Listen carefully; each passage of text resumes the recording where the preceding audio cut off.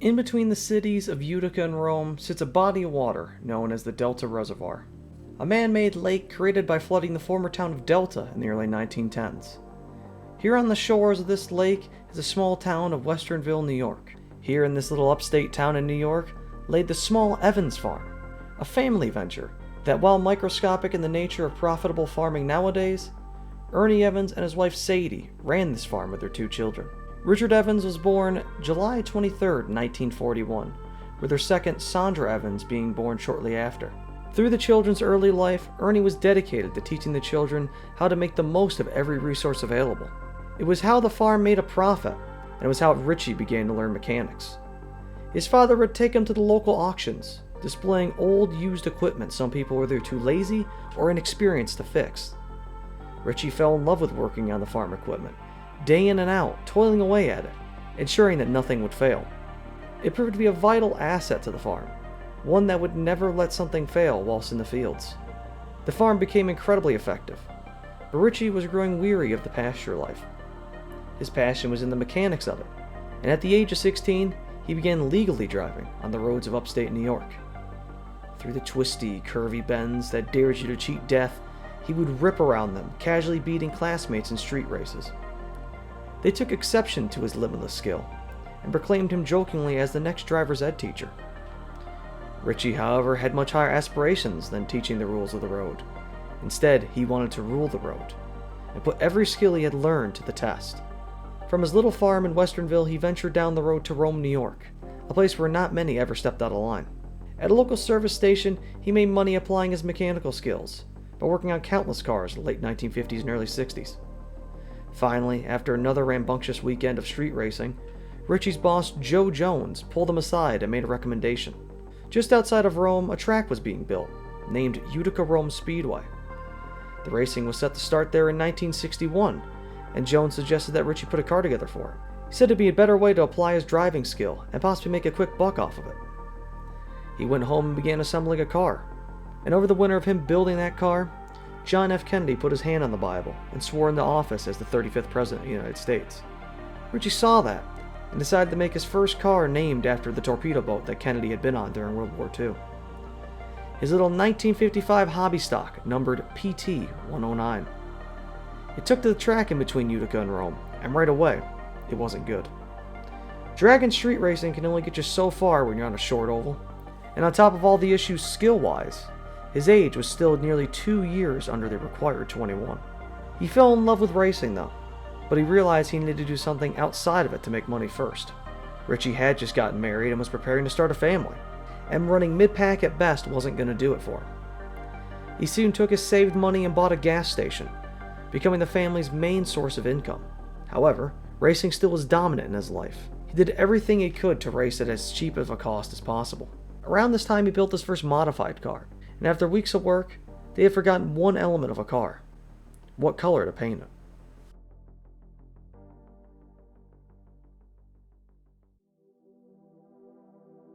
In many upstate towns lie a garage full of snowplows and winter road equipment. Normally this equipment lays dormant for most of the year, only being used, normally at least, from the months of November to April. Most of them all carry the same color: orange. But not normal orange. This iconic shade that identifies construction work, pairing perfectly with road maintenance vehicles.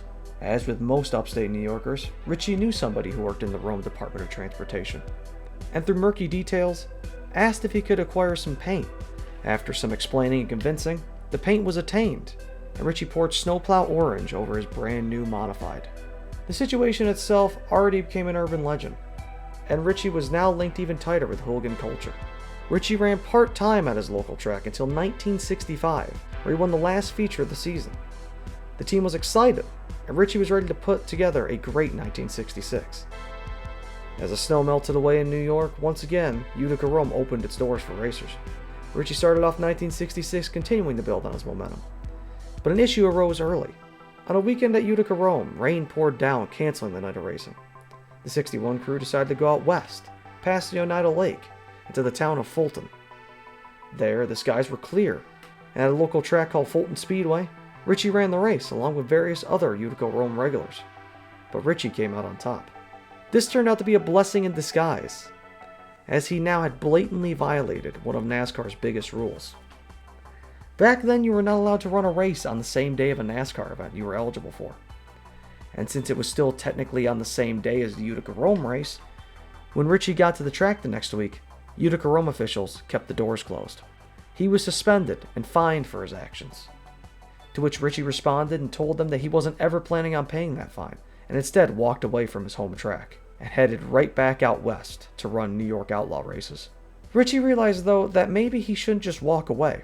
He couldn't race at the track, but his car could still run. Therefore, he phoned Eddie Flemke, an older, more experienced modified driver from Connecticut.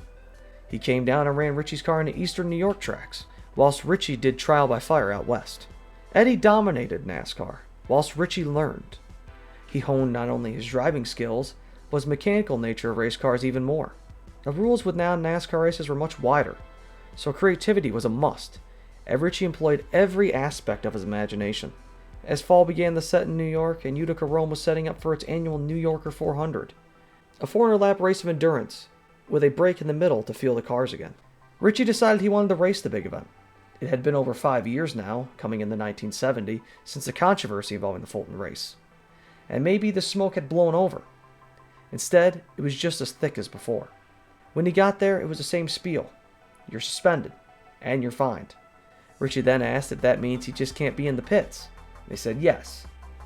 Richie then instructed the team to pull the car into the civilian parking, and whilst the rest of the field was pitted, secluded from the fans, Richie sat in a crowd of curious onlookers watching as he worked on his orange 61. Eddie, meanwhile, set the pace and eventually won the 1970 New Yorker 400. He became the second man besides Lou Lazzaro to win the race, and Richie ran well also. But the stunt of pitting in the parking lot and then driving the car through the crowd onto the track throughout the entire week provided incredible fanfare for him. Richie, after 1970, soon got in contact with people who knew New York state workers' laws. And after some mediocre legal jargon, and NASCAR realizing the whole issue was not worth the legal battle, they let him race once again.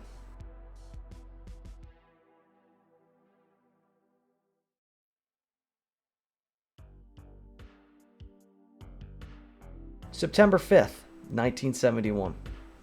Richie Evans is finally allowed back into the Utica Rome pits. He, along with his bright orange crew, make an unsteady return to NASCAR. Richie, though, has been personally waiting for this moment.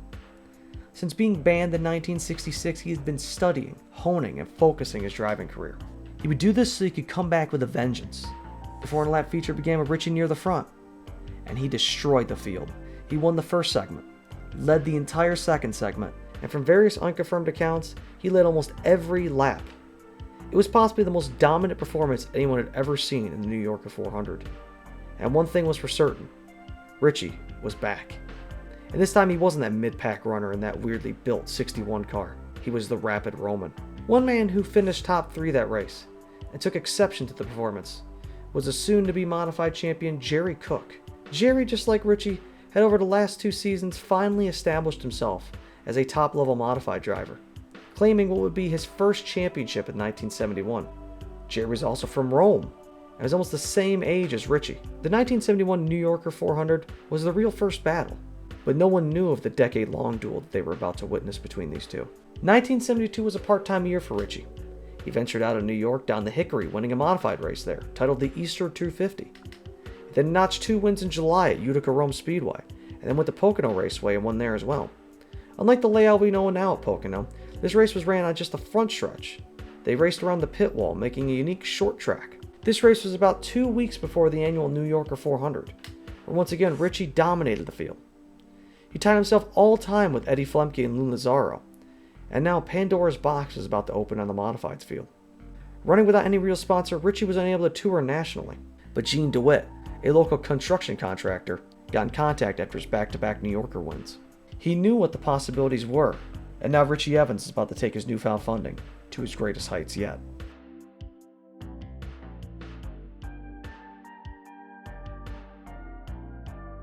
Even though Richie could afford more than just volunteer help, his work ethic made him unstoppable. Whenever he could, every day of the week, Richie would spend time working on his cars, ensuring that just like at the farm, there would be no issues. He became a master of understanding tires, figuring out wear patterns and being one of the first to understand the compound of a tire with a certain track asphalt. Another thing Richie was innovative with was decoy work. The modified schedule was a slog of events, averaging roughly 80 or more a season. On multiple occasions, 2 sanctioned events were run at the same time. Therefore, Richie, if he was going to have to win his first title in 1973, was going to have to employ every advantage to take down Jerry Cook. Jerry had won the last 2 titles and was going for 3 in a row in his iconic 38 car, which ironically was red and black, basically the opposite colors of Richie Evans. He was also on the exact opposite side of Rome compared to Richie's gas station, and they started what was called the iconic crosstown rivalry. Richie began dressing trucks up and sending them in front of Jerry's shop. Jerry, thinking Richie was going to a certain track due to the direction, would leave and go to the other track. Richie and the team were purposely directing Jerry's teams, however, to the track they wanted them to go to, which was the same track Richie was going to. It would make it so only one could win, which meant that Richie could win the points. Across the year, Jerry only won 5 times, but ran consistently more races. Richie, meanwhile, won 22 times, and claimed his first NASCAR championship. It was a culmination of 15 years of hard work and racing for almost nothing. Jerry Cook was finally toppled, but now he was ready for vengeance in 1974. Richie again won 16 times across the season. Whilst Jerry Cook ran everything he could, and with only 2 wins on record that year, he beat Richie. It was by a slim 93 points, which again, across 90 races, is virtually nothing. But Richie didn't enjoy the travel. It was grueling on him. It disrupted his life too much, and he didn't want to race full-time in modifieds for 1975. He looked to a new series starting in New York called NERA, Northeastern Racing Association. It appealed to Richie more than NASCAR at the time. The series was much more local, and it appeared stable. Under the surface, though, it was perpetually under financial disarray. The series relied heavily on Richie over the next 2 years. Sadly, the series fell into obscurity along with Richie Evans. Jerry Cook went on a tear of modifieds while Richie was gone. He won the 75 title, the 76 title, and the 77 title. It was 4 in a row, 5 overall. And Jerry was easily the talk of the town in Rome. Richie noticed they had slipped into obscurity, and that his reputation had gone with the racing league he was in. He still did run NASCAR part-time, but never for a championship. At the end of 1977, it was inevitable. NERA folded, and Richie was back, just like 1971.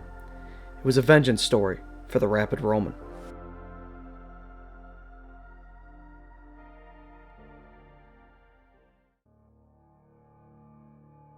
'78 was once again between Richie and Jerry. On record, Richie won 28 times, whilst Jerry Cook won twice on record. It again came down to only 110 points, with Richie snapping Jerry's 4-season streak of titles. And now, over the 1970s, Richie and Jerry had won 8 titles in a row together. And in 1979, it was no different again. Richie won title number 3, claiming another 34 race victories. Jerry, meanwhile, got second this time, a little bit further back compared to their other duels. 1980 was a shorter season, with Richie claiming 15 wins and Cook 3. After 3 titles in a row where Richie topped Jerry, a new driver prevailed to second in points. John Blewett Jr., who also had no match of Richie's season, losing by over 600 points. During the 1981 season opener, however, at Martinsville Speedway, New York's greatest drivers put on a show for the ages. Jeffrey Bodine and Richie Evans are dueling late. Jeff has led virtually every lap, but Richie wants it. He's bumping and pushing the 99 of Bodine, and at the white flag pushes him through the corner. He clears down the backstretch and Jeff regroups. Bodine sails it in and bumps the 61. Richie gets crossed up and they slam off of turn 4. Bodine slams the fence and Richie rides the catch fence. Tires are flailing, suspension is breaking, and he lands on all 4 tires at the perfect time for the start-finish photo. The place went from insane cheering to silence as both wrecked cars landed within 100 yards of one another. The 2 New York-grown modified drivers got out and looked at each other down the straightaway. They both gave each other a nod of respect, as they had just put down on what many local papers were called as the greatest finish in history. Last lap, can you tell us what happened? He got crossed up in the corner and I got outside of him and he seen me coming and just drove me into the wall. You know, the man just doesn't know how to lose. Richie, you're counting the last lap. So I got around him there and he tried to just cut right into me and wreck me before I even got to the finish line. But you're okay, Richie? Oh yeah, as long as you win, you're okay. Richie's car caught fire in Victory Lane, and it headlined a season that many began to wonder something. Can Richie Evans make it in the Cup Series? The question kept popping up, especially after his 2 runs in 1979 and 1980. Richie went down south to Daytona and ran late model races, winning the one in 1980. He beat many of the Cup Series' top drivers, but it was there that Richie also realized why he never wanted to race Cup. On the line with us from Rome, New York, Richie Evans. How come you never, in light of all your successes, decide to pick up and move south and run for even bigger dollars? Well, I never got into a situation where I thought that I could afford it until probably I was mid-30s, and I just felt then it was not the time to go waste 2, 3, 4 years to get going and then have 4 or 5 years left, you know. A Northerner at the time, regardless of talent, was never meant to be a Cup driver. Only a few Southern teams were established and could dominate the scene, and Richie was content dominating his Northern Series as well. 1982 again became another title for Richie, but something changed for 1983. Fellow Roman Jerry Cook stepped away from racing at only the age of 40. He was content with his career and wanted to spend time with his family. Richie, now 41, also began to feel the same way. Whilst racing and dominating, he purchased and ran a place called the Freeman Hotel. It was a place where he could escape from the noise of a racer's life. The public eye would be blind to this area, and he could detach with friends and family here. In the winter, it was a nice hangout spot for partying and snowmobiling, and in the summer, it was a place to reset when he was tired. There was no way to contact the place besides driving there and knocking on the door, which made Richie love the place. 1984 saw Richie win another title, winning his 7th in a row and 8th overall. It was the last year of the classic 60-plus race seasons. As for 1985, the schedule went down to 29 races.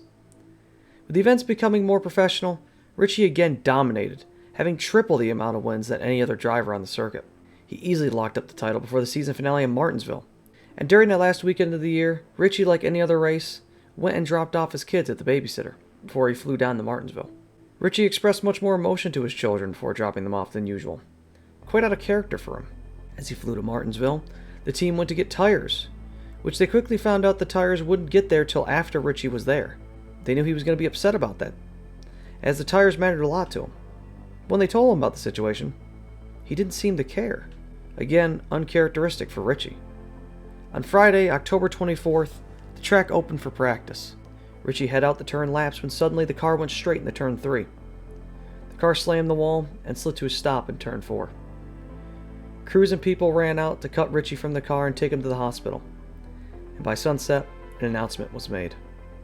The Rapid Roman was dead.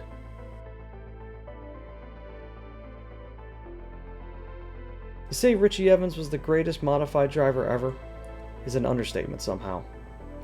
His career and legacy still have never been approached. He and rival Jerry Cook carried the series to modernization, and now Richie would never get to see it. At age 44, maybe Richie had planned to announce his retirement at some point. Might explain the weird actions of the last hours of his life, but no one really knows. His death, however, did change the assembly of the car. Frames and suspensions had grown incredibly stiff, making the drivers absorb too much of the impacts. It allowed for a safer car, and more talk about driver safety. Richard Ernest Evans wasn't just a driver, though. He was a friend and teacher for many of the young drivers who tried to break onto the racing scene. In 2012, nearly 30 years after his death, Richie Evans was inducted into the NASCAR Hall of Fame, being one of the first 15 in, and the first ever that wasn't Cup affiliated. Not bad for a small-town modified driver raised from a family farm in upstate New York. On behalf of every modified fan and driver who has involved themselves with the Modified Series over the last 30 years, rest in peace, Richie, and thank you for all that you've done.